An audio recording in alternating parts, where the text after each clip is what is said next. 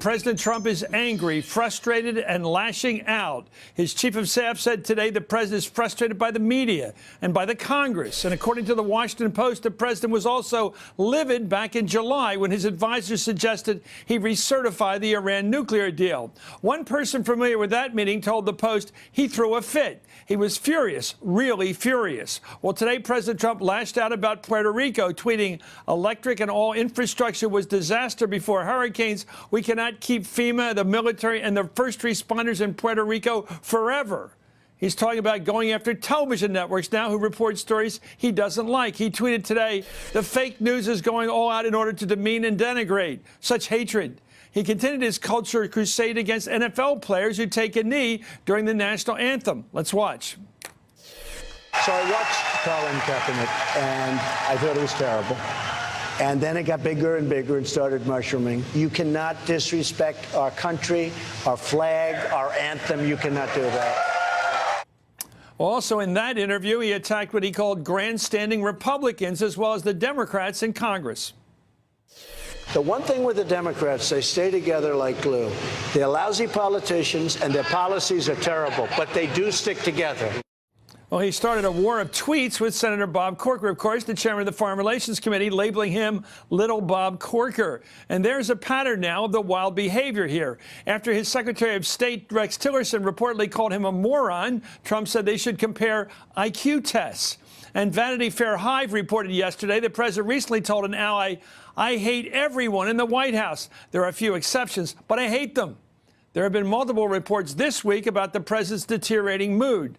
The Washington Post spoke to one Trump confidant who compared the president to a whistling teapot. And according to that person, quote, "I think we are in pressure cooker territory." Vanity Fair spoke to several people close to the president who described him as unstable and unraveling. And the LA Times said he was engaged or has engaged in shouting matches with his chief of staff, John Kelly. Well, today, there was a surprise guest at the White House briefing, General John Kelly, who rejected reports today that he was going anywhere. Let's watch him. Although I read it all the time, pretty consistently, I'm not quitting today. I don't believe, and I just talked to the president, I don't think I'm being fired today. I am not so frustrated in this job that I'm thinking of leaving. I would tell you, this is the hardest job I've ever had. This is, in my view, the most important job I ever had. Wow, I'm joined right now by Vanity Fair's Gabe Sherman, Washington Post columnist Ruth Marcus, and former Republican National Committee Chair Michael Steele. Gabe, give us a sense of how this whole mushrooming of rage seems to be getting together, coming together. Yeah, well, Chris, you know, this is a president who is increasingly isolated. He is cut off from his friends, the donors, and the New York confidants that he is used to speaking with, going back decades with his time at Trump Tower. And the consequence of that is he is lashing out. He and advisors, and I think you're seeing the leaks represent this. People are troubled by his mental decline and his unstable behavior. And we've seen tremendous leaks, especially to NBC News, about the idea that he wanted to increase the nuclear stockpiles tenfold. And then the leaks that I received this week from his inner circle that talked about his mental decline. So I think this is really an inflection point. And what Bob Corker said publicly brought into the fore what Republicans in Washington have been talking about privately, and I think really freed up some sources to start talking about what is going on inside this White House. Well, Ruth, it's October now, and of course, some of this reporting by us, in fact, comes from July, where the pressure cooker mentality was already at work. I mean, is this modulating? Is it consistently growing in pressure? Is the guy getting loopy or what? Or is it just occasionally he does things that show a really bad temper? Well, we have had presidents with tempers before. Sure. Bill Clinton, Eisenhower had a horrible one. Bill Clinton could turn red and yell at you at a moment's notice if you were a White House staffer, and then he got over and he blew over. But he also got things accomplished, and he also knew the policy and everything else. I think that this is episodic on Trump's part. He goes up and down, but there is a ramping up because, look, his first year is coming to a close. What does he have to show for it? A Supreme Court justice that Senator McConnell, now one of his arch enemies, helped pave the way for. And that's about it. So as the pressure is on, the pressure cooker starts to heat up. Let's look at the worlds the president lives in. He lives in a world where he has to deal with Congress. Right. He has no confidence in love for Congress. I mean, they're a joke as far as especially Republicans. He has to deal with the media. Hates the media, the way he talks at least. Hates his White House staff. Is there any world in which he's comfortable he's not hating somebody? He seems like he hates all the worlds he knows. Well, I know. Likes playing golf. Those worlds are foreign to him. I think the reality is the world that Trump has created over the last 35-plus years, where he is the center of that. Where you don't have to pay your bills? You don't have to pay your bills. You can fire people? You can do whatever you want. Well, who wouldn't like that world? No, you don't have to pay your bills. You can fire anybody you like and hang out with it. There's no back talk. Well, you create that world. That's your world. That is scared to death of you. Right. Right. And the business media has to operate entirely on the willingness of the subject to give you an interview. Exactly. New York business media, even New York social media, is not the Washington press corps. Yeah. You know, it's not the Washington Post. It's not the New York Times. It's not those folks who have been covering a White House for 15, 20 years. And they don't just sort of kowtow to this notion that the president is unhappy with you. Okay, so could you answer the question, please? You know, and that's not something he's used to. Well, apparently not. General Kelly today was asked about the president's frustrations. Here's what he said. Let's watch. It is astounding to me how much is misreported. I will give you the benefit of the doubt that you are operating off of contacts, leaks, whatever you call them. But I would just offer to you the advice I'd say, maybe develop some better sources. The Congress has been frustrating to him. Our government is designed to be slow, and it is. His sense, I think, as a man who is outside of the Washington arena, a businessman, much more of a man of action. I would say his great frustration is the process that he now finds himself. Gabe, let's cut through the PR here. The only reason we're hearing from the chief of staff is because of rumors, insistent rumors he's going to quit. So he has to come out and play defense. You've had the president come out the other night, like Fredo and The Godfather, say, I'm smart. These are all defensive public relations moves. We would not know anything if they weren't scared and felt they had to defend themselves. Yeah, I received, on my way over to the studio, I talked with a person very close to the president who said that, of course, he sent John Kelly out there to shoot down these rumors, that the president was livid, especially over my piece in Vanity Fair, was calling advisors in a panic about the idea that the image of his presidency is one that is coming apart at the seams. And so what I think we're seeing this week, and it's Thursday, and we'll probably see it through Friday, is an effort at damage control to try to change the narrative. But the facts are the facts.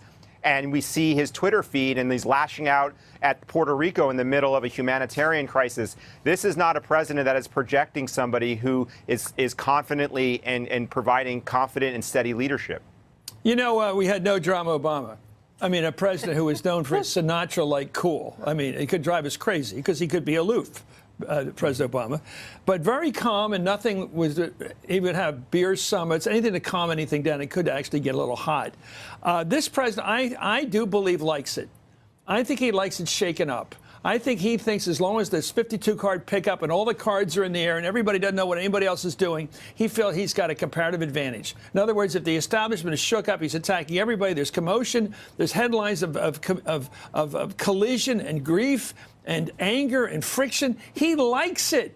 He doesn't like calm, because calm is something he could establish in an hour. He could simply stop tweeting. He could stop attacking these groups. He could live with them. And he doesn't want to just live with people. Well, seems to me. He likes it. He kind of likes it. He likes to shake things up. He tweets at 6:30 in the morning to get it going. He likes to shake things up. He likes to keep people off kilter. But he doesn't actually strike me as somebody who's having a lot of fun right now. True enough. Despite the 73 he shot in golf the other day. Did he really? according Was to that a Lindsey Bill Clinton Graham. 73? Come on, I don't trust that. Who's keeping score? Anyway, President Trump has been particularly agitated with the media these past few days after NBC's exclusive report that he wanted to increase the U.S. nuclear arsenal this summer by tenfold. Here's some of what the president has said. Let's watch him. And it's frankly disgusting the way the press is able to write whatever they want to write. And people should look into it. Media is bad. They're really dishonest people. These are very, very dishonest people. I call it fake media. It's fake. It's so much fake news. And we have to understand. You agree with that, fake news? You know. That's his interlocutor there, Sean Hannity. Anyway, so it's like one of these infomercials, isn't it? You know, how are you using this new foundation? How's it going? Anyway, Senator Ben Sasse, a Republican from Nebraska, of course, responded last night. Mr. President, words spoken by the President of the United States matter. That's the senator talking. Are you tonight recanting of the oath you took on January 20th to preserve, protect, and defend the First Amendment? Michael? Hey. And there's a true conservative from Nebraska, not a wild and crazy guy by any sense. No, not a wild and crazy saying guy. This president better start paying attention to his oath. And there are more voices in the Senate and the House and elsewhere around the country that need to come up to that standard. You know, it's one thing to say that when you're on your way out the door. It's something very different when you know you're going to be there next year and the year after that. And I think Ben Sasse and others are now finding that space to carve out, because here's the reality for the GOP. Right. This president has redefined the party in such a way that it is probably running into that sphere where it's going to be unelectable in a number of states that are critical to holding and maintaining control of both chambers. So they've got to start looking at this idea of self-preservation. If any value or any principle they've espoused or hold on to still matters, because this president is agnostic to all of that, and is in just by the fact that Bannon is out there saying we will take you out, tells you that president's imprimaturs on that, and this is a direction for the party that's going to be beyond dangerous. Ruth and Gabe, I want you to talk about the media here. It seems like the president has decided, like judge shopping, he's media shopping. He's got Steve Doocy in the morning, he's got Sean at night. Fair enough. He doesn't really use Rush Limbaugh, he uses those two. So he basically says there's two people. Like, remember Rabbi Korf back in the Nixon days? Nixon had like one last friend. It was Rabbi Korf. He's got Sean, okay? And that seems to work. Okay, well, Ruth and Gabe, it seems to be, it gets enough information out through tweeting and those two people to reach in the morning. He tweets, then he does Steve Doocy in the morning show, the Fox and Friends, and then he does Sean at night for a bigger audience. And combining that with his tweeting, he is reaching his 30-some%. He's doing what he wants to do. He's feeding his army with the words he thinks are his message. Well, I'm sorry. First. He's communicating with them, and I also think it's actually quite therapeutic for him, as is the Twitter. It helps him let off steam. He's in a safe place, you know, with safe space with his friends at Fox and Friends and Fox and Friends at night. And it makes him feel better. One of the things that's striking as I was listening to General Kelly again was the number of times he used the word frustration. Yeah. He's not so frustrated he's leaving, which suggests he might be a little frustrated. He seems pretty cool, that guy. He did a very good job. Good call. But it's the president's frustrations were evident from his behavior, but they're also evident from his chief of staff. Thank you, Gabe Sherman. Yeah. And thank you, Ruth Marcus, as always. And thank you, Michael Steele. Not keep FEMA, the military, and the first responders in Puerto Rico forever. He's talking about going after television networks now who report stories he doesn't like. He tweeted today, the fake news is going all out in order to demean and denigrate such hatred. He continued his culture crusade against NFL players who take a knee during the national anthem. Let's watch. So I watched Colin Kaepernick, and I thought it was terrible. And then it got bigger and bigger and started mushrooming. You cannot disrespect. Vanity Fair spoke to several people close to the president who described him as unstable and unraveling. And the LA Times said he was engaged or has engaged in shouting matches with his chief of staff, John Kelly. Well, today there was a surprise guest at the White House briefing, General John Kelly, who rejected reports today that he was going anywhere. Let's watch him. Although I read it all the time, pretty consistently, I'm not quitting today. Behavior here. After his Secretary of State, Rex Tillerson, reportedly called him a moron, Trump said they should compare IQ tests. And Vanity Fair Hive reported yesterday the president recently told an ally, I hate everyone in the White House. There are a few exceptions, but I hate them. There have been multiple reports this week about the president's deteriorating mood. The Washington Post spoke to one Trump confidant who compared the president to a whistling teapot. And according to that person, quote, I think we are in pressure cooker territory.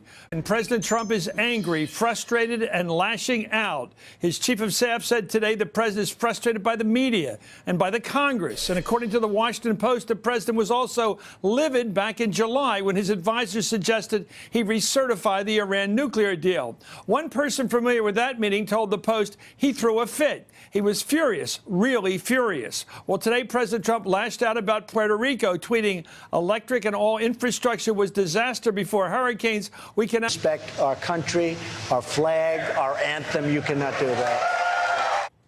Also in that interview, he attacked what he called grandstanding Republicans as well as the Democrats in Congress.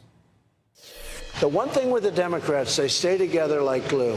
They're lousy politicians and their policies are terrible, but they do stick together.